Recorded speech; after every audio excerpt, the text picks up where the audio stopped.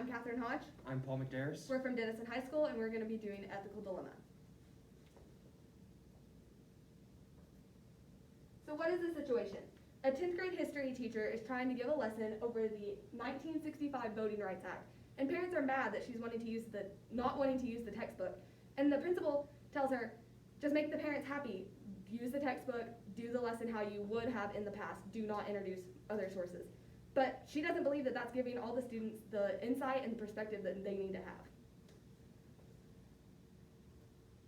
Our opinion, we would proceed as previously planned. In a historical setting, one viewpoint and one source cannot accurately teach the proper history, and the whole story is diluted 99% of the time.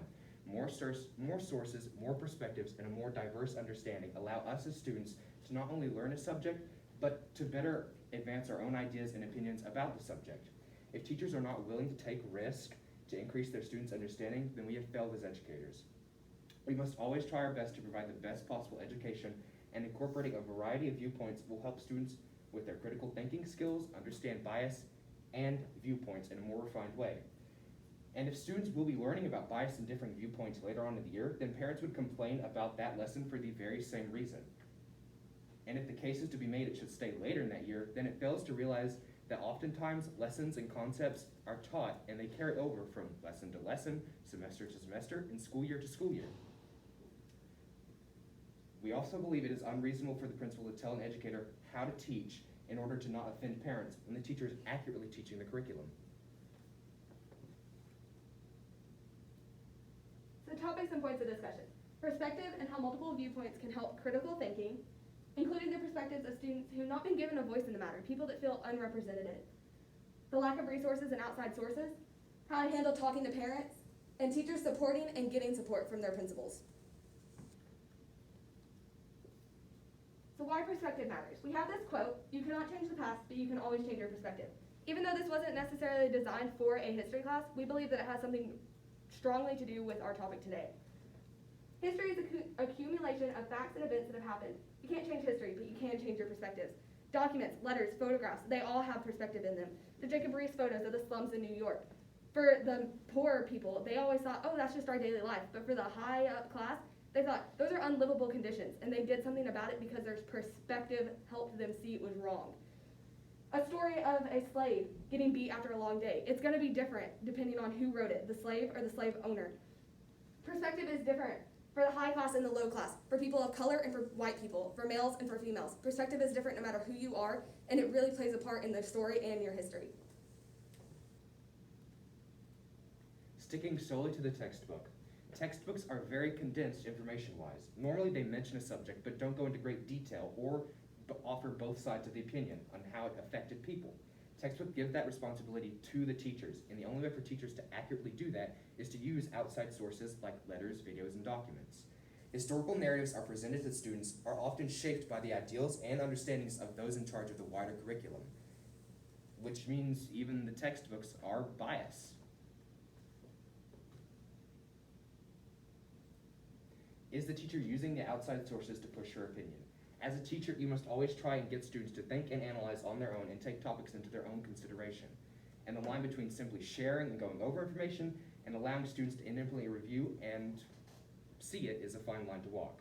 There's a big difference between informing students and pushing your opinion on the student. As a teacher, you always want to present information and the concept to students to where they understand it, but allow them the chance for independent thought. We must be willing to admit our own biases and perception blind spots. We are human after all. However, a way to try and adjust to and fix this is to use multiple sources and points of view in your lesson to broaden the perspectives portrayed in the lesson. One must also be willing to admit, first and foremost, that they are biased.